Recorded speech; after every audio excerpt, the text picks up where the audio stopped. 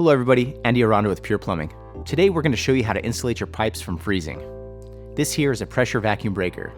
It's known to feed pools, irrigation systems, and other things. So today I'm going to show you how to insulate this thing. So if your temperatures do drop below normal, you can prevent this from freezing and possibly even bursting. If you're expecting cold weather, first thing we're going to want to do is shut this valve off. This cuts off the supply to the pressure vacuum breaker. If you want to isolate the water to the pool, you want to go ahead and shut off this valve.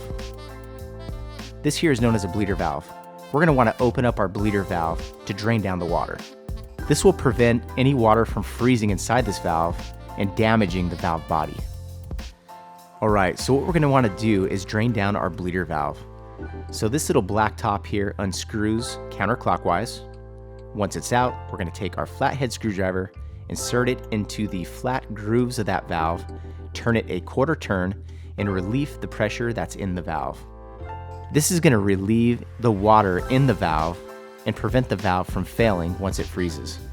Alright, so we have some 3/4 Schedule 40 PVC pipe and some insulation here.